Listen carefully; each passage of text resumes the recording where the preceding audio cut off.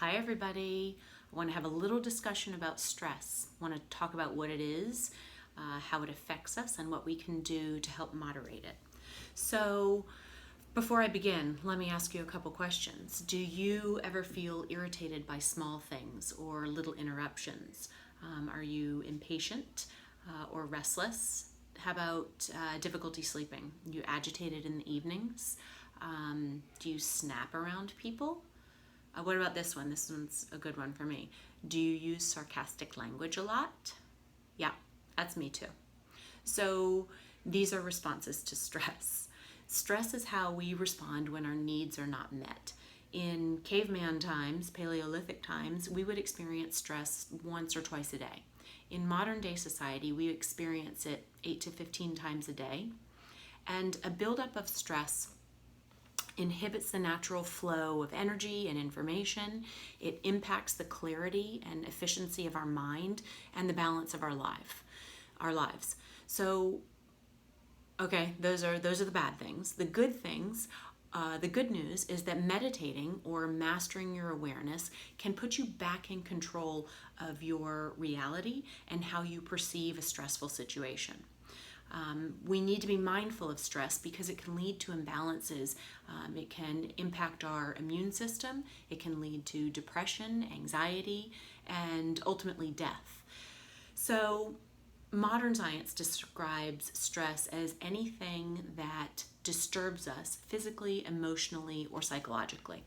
So, it can be something from being cold, because that's a disturbance, to bleeding, to being cut off in traffic, but there are also good stressors, things like receiving an email with good news, or your phone dings and you're expecting a text from the person you've been dating. Those are also stressors, even though they're positive. Do you know how you physically react to stress in your life? Do you sweat when you're stressed or agitated? Do you clench your fists? Do you roll your eyes? What about yell? Are you a yeller or a growler? For me, it's gritting my teeth. I immediately grit my teeth, and that's quickly followed by clenching of my fists.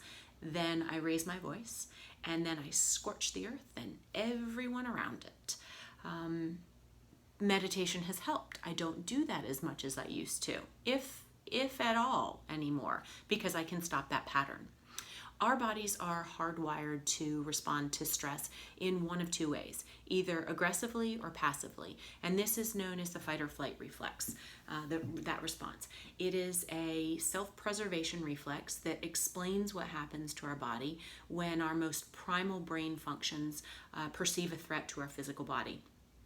In that kind of a life-threatening situation, like being attacked by a saber-toothed tiger, we react by fighting or running away. The body's limbic system, which is responsible for our emotion, behavior, memory, and smell, it takes over and it triggers the autonomic nervous system, which regulates our hormonal chemistry and our metabolism, and it's responsible for all the reflexes that we are not consciously aware of. So it makes our heart beat, it makes our eyes blink, it makes us lick our lips. The autonomic nervous system is basically our survivor autopilot. And when we're threatened physically, or in modern day society, not necessarily physically, but when we are stressed, our body responds automatically in about 5 seconds, and we can experience perspiration. We can breathe more heavily. There's an increase in blood flow throughout our body. Blood leaves all the non-critical parts of our body and goes to the brain, the heart, and muscles. Our blood sugar can spike. We can have a surge in stress hormones like adrenaline and cortisol. And the autonomic nervous system also shuts down all non-essential parts of our body. So if we had just eaten a meal and we're now being threatened by something, that food is not going to be digested. So the issue with this kind of stress and the way we respond to it is that our bodies haven't caught up with modern day society, and it can't differentiate between types of stress. So this means that we respond to stress, whatever kind it is, whether it's a dinging of our text message on a phone or being cut off in traffic, it responds the same way. So it responds as if we're being attacked by a saber-toothed tiger. And get this, even if we're not experiencing a physical threat, our mind can still trigger a stressful situation, an emotional threat that makes us react the same way.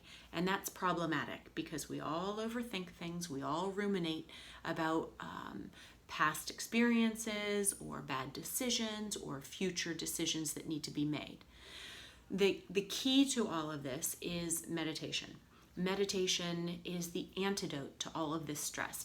It has been proven to lower blood pressure. It's been proven to reduce the amount of time that we spend ruminating. We're not in that anxious mode as much when we're meditating. It increases our sense of well-being. Meditating increases our memory, literally increases the gray matter in our brain. It improves cardiovascular health. It enhances our immune system. It reduces physical pain better than morphine does. It makes us more productive. It makes us happier. So what do we need to do? We need to learn how to meditate. And if you tell me that you don't have time to learn how to meditate, I'm going to tell you you're wrong. So stay tuned and I'm going to teach you how.